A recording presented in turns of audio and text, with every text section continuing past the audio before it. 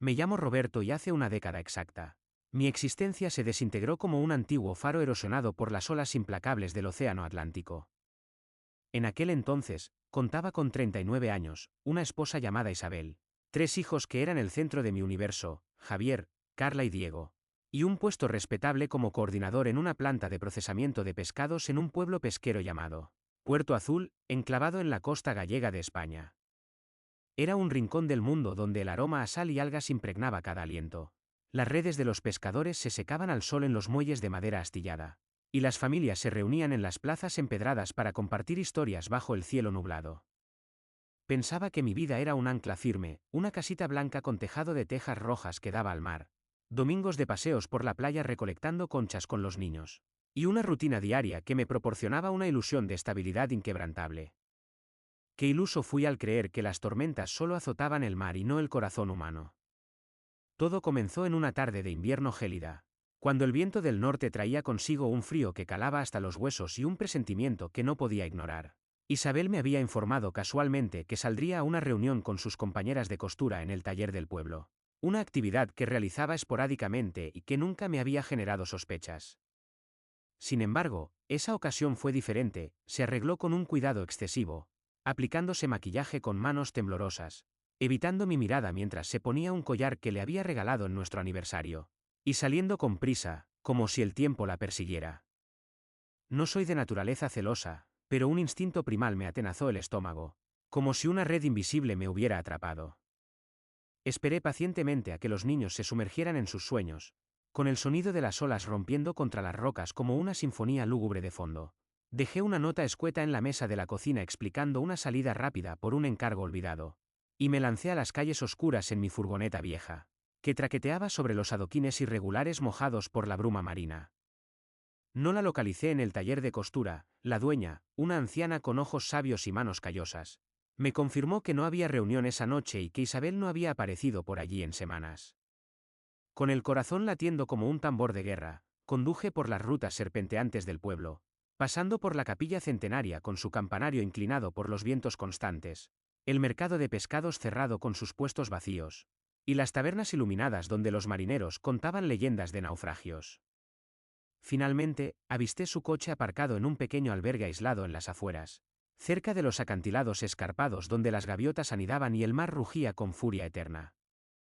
Mi mente se negaba a aceptar lo evidente, inventando excusas absurdas como una visita a una pariente lejana o una avería mecánica, pero la realidad me golpeaba como una ola gigante.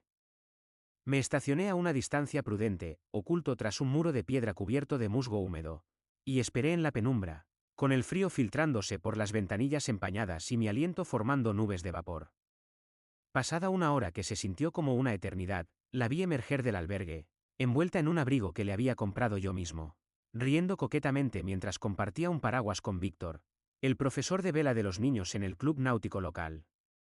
Siempre lo había visto como un hombre inofensivo, con su tez curtida por el sol, su cabello revuelto por la brisa marina y sus relatos apasionados sobre regatas en alta mar. Pero en ese instante se transformó en un monstruo acechante, un tiburón en aguas tranquilas.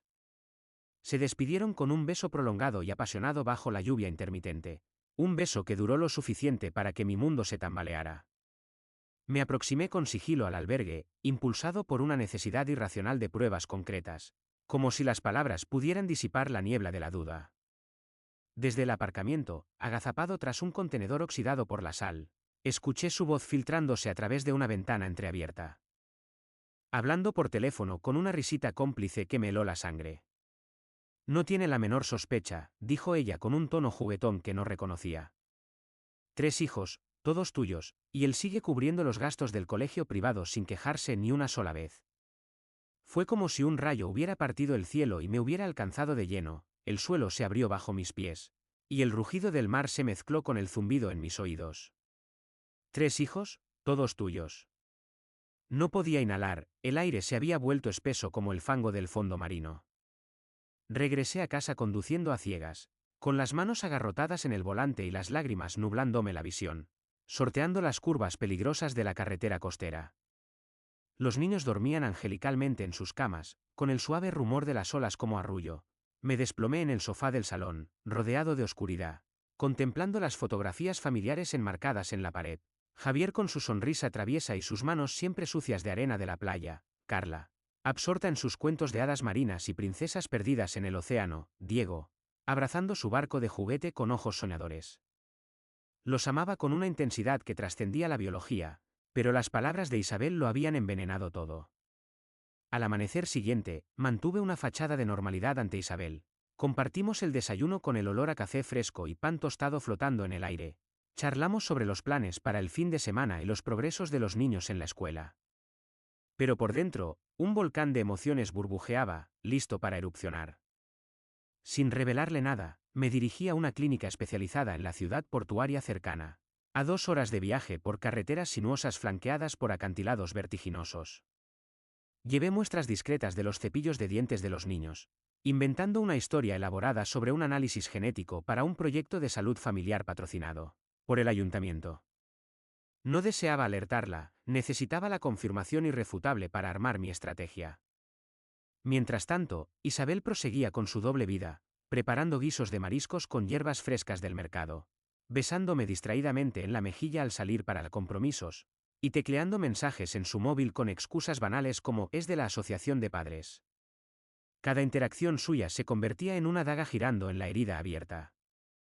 Empecé a percibir señales que antes había descartado como insignificantes, como un marinero ignorando las nubes de tormenta en el horizonte, sus ausencias prolongadas que coincidían misteriosamente con las clases de vela de Víctor, las llamadas que colgaba abruptamente al entrar yo en la habitación, los perfumes nuevos que no recordaba haberle regalado, y hasta mi propia madre, Carmen, que durante las visitas semanales parecía inquieta y evasiva cada vez que surgía el nombre de Isabel en la conversación.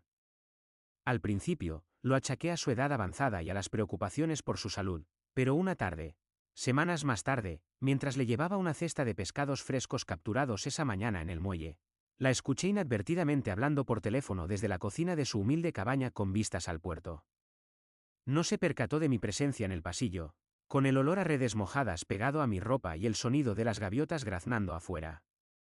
No comprendo cómo Isabel puede mantener esta farsa con Roberto, dijo mi madre con voz entrecortada y llena de pesar. Él no intuye nada, y ella persiste con Víctor como si nada ocurriera. Me destroza el alma tener que callar, pero ¿qué puedo hacer?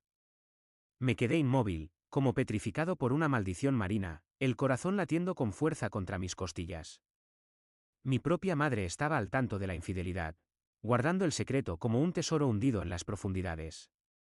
¿Cuántos años llevaba cargando con esa carga? Fue una traición adicional, un golpe bajo que me dejó tambaleante, como si el mar me hubiera arrastrado a sus abismos. No la confronté en ese instante, el shock era demasiado abrumador. Solo salí en silencio, caminando por el muelle con la mente nublada, dejando que el viento salado secara las lágrimas no derramadas.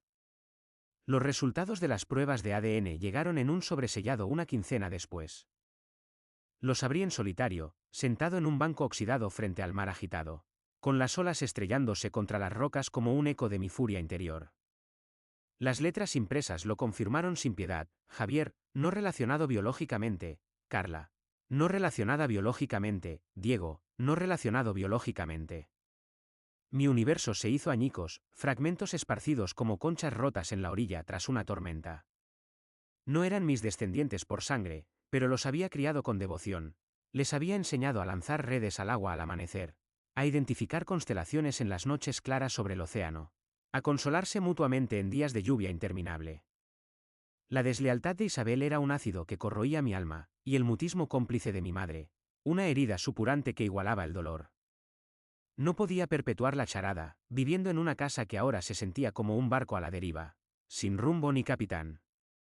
Decidí aguardar el instante propicio para desvelar la verdad, no en un arrebato impulsivo, sino con una precisión quirúrgica, como un pescador calculando el momento exacto para izar la red.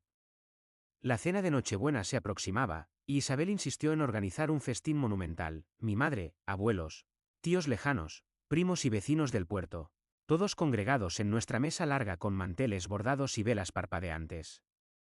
Sería el telón perfecto para mi revelación. Dediqué días a preparar el terreno meticulosamente, dupliqué los informes de ADN en sobres elegantes, compilé pruebas irrefutables de la aventura, capturas de pantalla de mensajes apasionados extraídos de su teléfono en un momento de descuido, facturas del albergue con fechas incriminatorias, fotografías granuladas tomadas esa noche invernal desde mi escondite en el aparcamiento, incluso notas de voz borradas pero recuperadas con ayuda de un amigo técnico. Todo estaba dispuesto, como un arsenal listo para la batalla decisiva. La velada de la cena, la casa rebosaba de calidez aparente. El aroma a mariscos guisados con ajo y perejil impregnaba el aire. Las risas de los invitados se entremezclaban con villancicos sonando en la radio antigua. Los niños correteaban excitados abriendo regalos prematuros bajo el árbol decorado con conchas y estrellas de mar secas. Isabel oficiaba como anfitriona impecable, sirviendo platos humeantes y narrando anécdotas encantadoras sobre las travesuras de los niños en la playa, mientras mi madre se mantenía en un segundo plano, con la mirada baja y un aura de culpa que solo yo parecía percibir. Me posicioné en la cabecera de la mesa, masticando cada bocado con esfuerzo, conteniendo la tormenta que rugía en mi interior como el Atlántico en pleamar. Aguardé hasta el clímax de la cena, cuando los platos principales habían sido devorados y los vinos fluían libremente, creando un ambiente de falsa camaradería. Me incorporé con deliberada lentitud, golpeando suavemente mi copa con una cuchara para captar la atención. Quiero compartir algo crucial con todos ustedes, anuncié con una voz que resonó firme y controlada, cortando el bullicio como un cuchillo afilado. Los ojos se volvieron hacia mí, expectantes, quizás anticipando un brindis emotivo por la unión familiar o una sorpresa festiva. Extraje los sobres de mi bolsillo interior y los deposité en el centro de la mesa con un gesto dramático. Esto revela la podredumbre oculta en las raíces de esta supuesta familia. Abrí el primero y exhibí los documentos científicos. Javier, Carla, Diego, ninguno comparte mi ADN. No son mis hijos biológicos. Isabel se quedó lívida, su rostro palideciendo como la espuma de una ola rompiendo, y su copa se tambaleó en su mano. Procedí a desvelar las evidencias de la infidelidad, las fotos impresas, los mensajes explícitos llenos de promesas y mentiras, los recibos que trazaban un mapa de sus encuentros clandestinos. Y esto es lo que has estado tramando con Víctor a mis espaldas, mientras yo sudaba en la planta para mantener esta ilusión de hogar.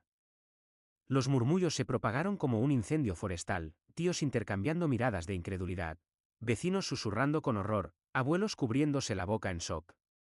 No había culminado mi exposición. Me giré hacia mi madre con una mirada acerada. Y tú, mamá, estabas enterada de todo. Te escuché por teléfono discutiendo el secreto, y elegiste el silencio en lugar de la lealtad. ¿Cómo pudiste ser cómplice de esta traición?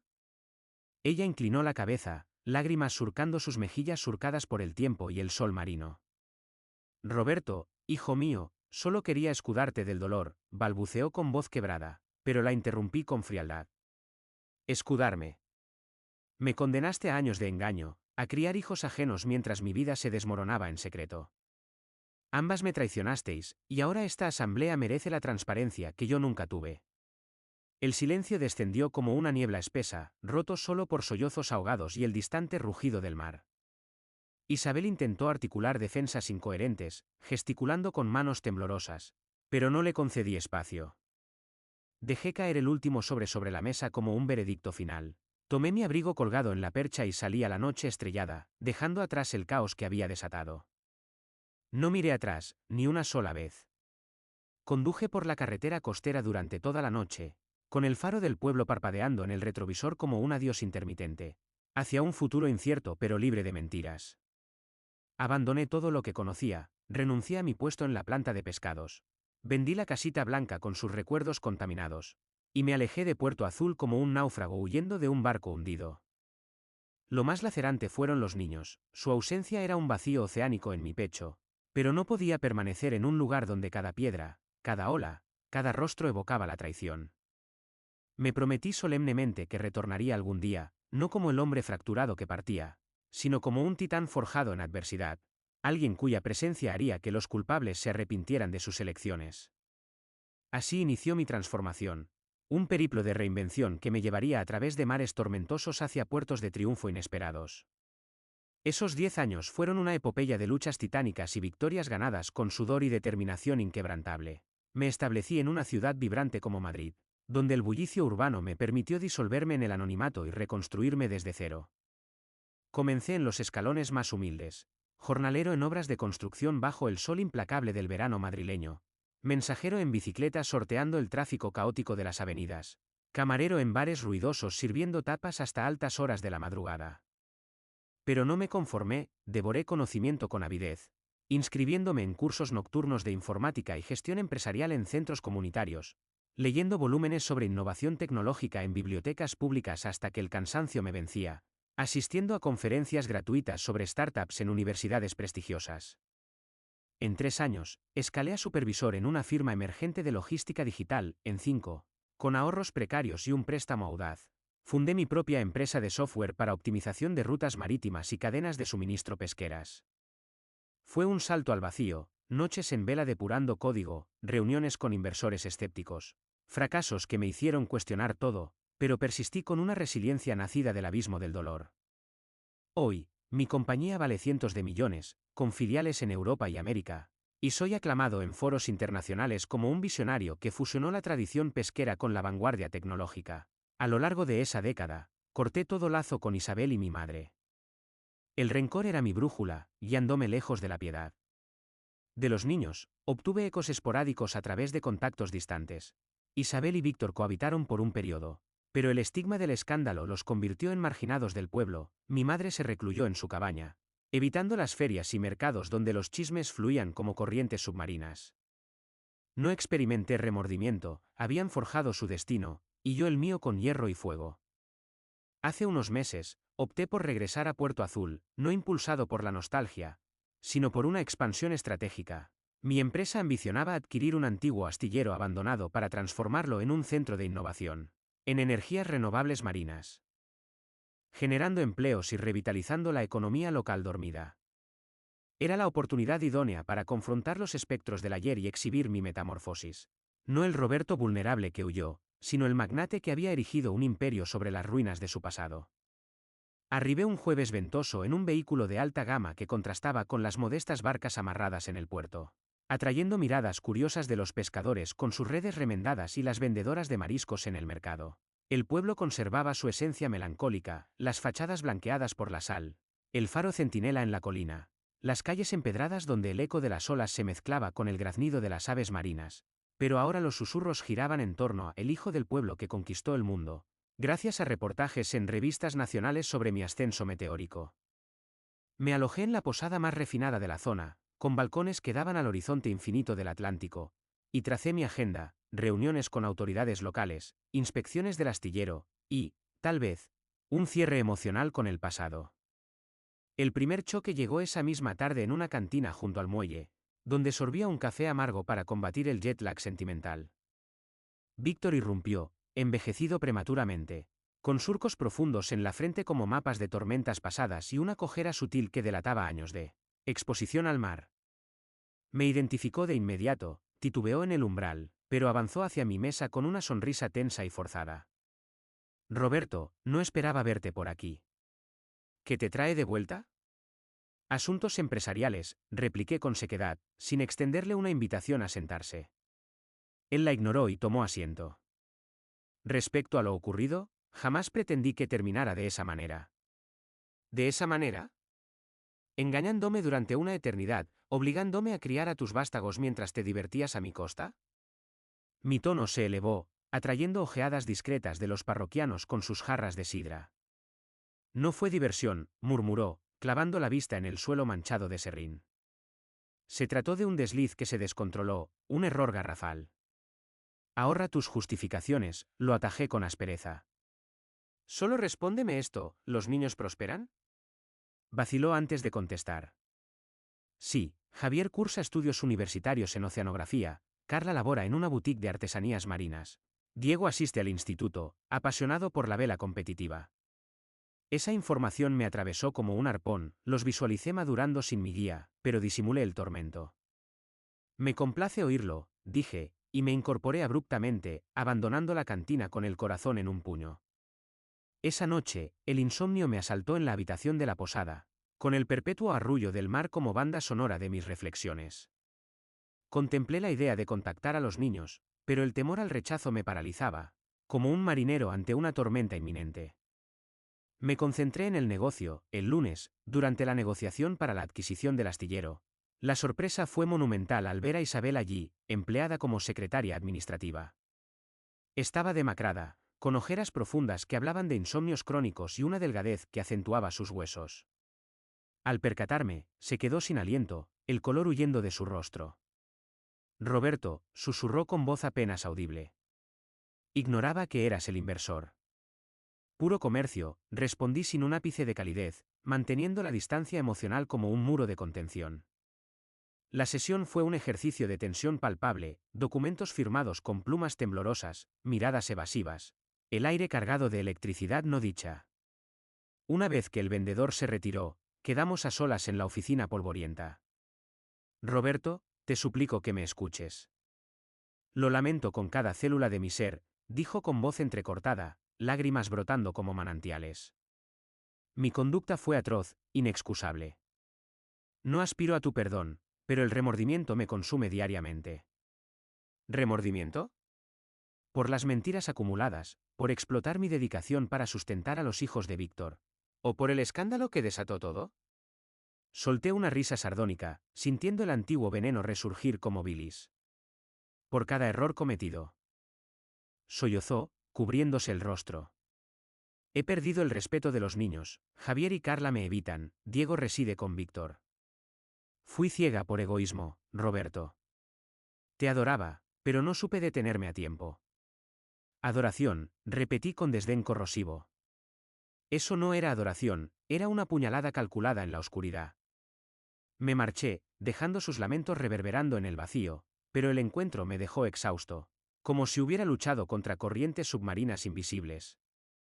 La confrontación más visceral arribó días después, cuando me dirigí a la cabaña de mi madre junto al muelle, donde el olor a redes y pescado fresco era eterno.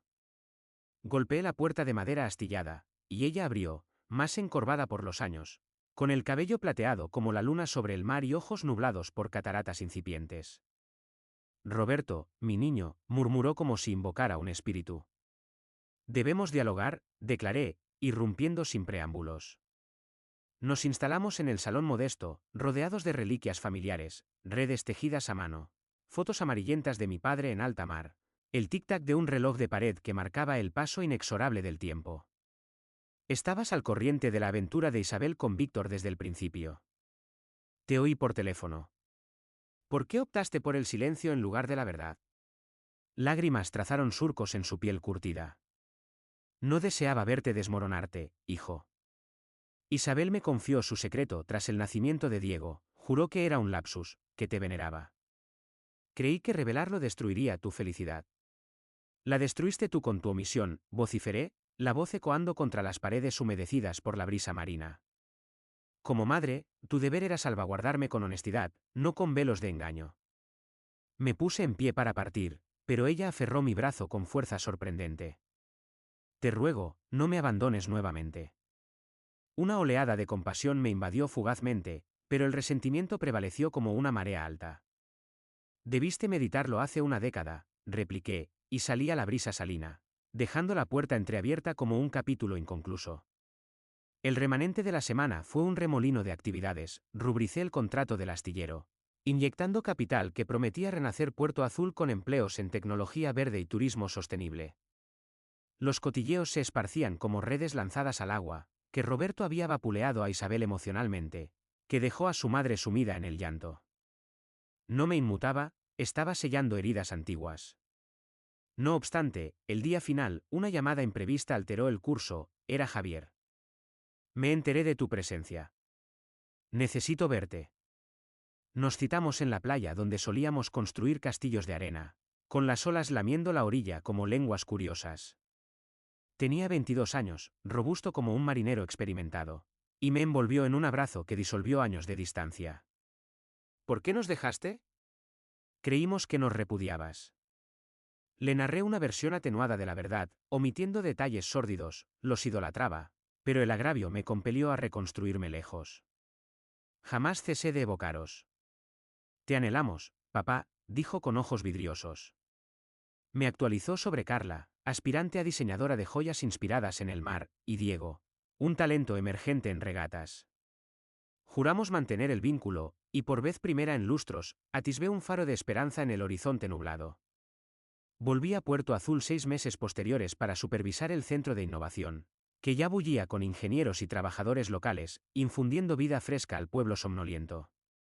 Esta ocasión, arribé con un bagaje de optimismo cauteloso. Javier me había mantenido informado vía mensajes, y concertamos una cena familiar en un restaurante con terraza sobre el mar, donde el atardecer pintaba el cielo de naranjas y púrpuras. Estaba ansioso, mi armadura emocional resquebrajada. Los encontré en la mesa, Javier con su confianza innata, Carla con un cuaderno de esbozos bajo el brazo, Diego con una energía juvenil que recordaba mis días de juventud. Eres nuestro padre, sin importar lo demás, afirmó Javier, disipando el hielo inicial. Transcurrimos la velada compartiendo relatos de sus vidas, Javier inmerso en investigaciones marinas, Carla creando piezas únicas con conchas y perlas, Diego soñando con olimpiadas náuticas. Evitamos el pasado hasta que Diego inquirió, ¿qué te impulsó a partir? Suspiré profundamente. Fue un enredo doloroso con vuestra madre, pero mi amor por vosotros permaneció inalterado. Me ausenté para forjarme más fuerte. Nos faltaste terriblemente, confesó Carla, pero ahora estás de regreso. Al día subsiguiente, Isabel se materializó en el astillero, con aspecto desolado y voz suplicante. Los niños me repudian. Intercede por mí, te lo imploro. Tú misma cavaste este abismo con tus falacias, respondí con frialdad. Víctor me abandonó cuando los fondos se agotaron, estoy aislada. Una chispa de empatía surgió, pero la extinguí, no soy tu ancla de salvación. Esa noche, un mensaje de mi madre irrumpió, hospitalizada. Ven, por favor. La hallé en una cama esterilizada, conectada a monitores que pitaban rítmicamente, pálida como la arena blanqueada. Te defraudé por cobardía, admitió con voz endeble. Perdóname, hijo. El rencor se disipó parcialmente como niebla al alba. El pasado es agua pasada. Recupérate. El apogeo se produjo en la regata de Diego, observarlos animando desde la orilla, con el sol reflejándose en las olas, colmó mi espíritu. Incorpórate a nuestras vidas permanentemente, rogaron. Los abracé, lágrimas saladas mezclándose con la brisa. En una gala por el Centro de Innovación, Víctor e Isabel aparecieron unidos, un eco del pasado. Dejémoslo atrás, propuso Víctor con arrogancia etílica. Atrás. Arrasasteis mi existencia, estallé, mi voz tronando sobre la multitud. El pueblo presenció mi catarsis, y partí con dignidad intacta. Hoy oscilo entre Madrid y Puerto Azul, entrelazado con los niños. Javier colabora en proyectos de mi empresa, Carla me regala sus creaciones artísticas, Diego me convoca a sus competencias. No erradiqué el agravio, pero edifié un porvenir de redención y fortaleza. Esa es mi conquista suprema, navegada a través de tormentas y arribada a puertos serenos.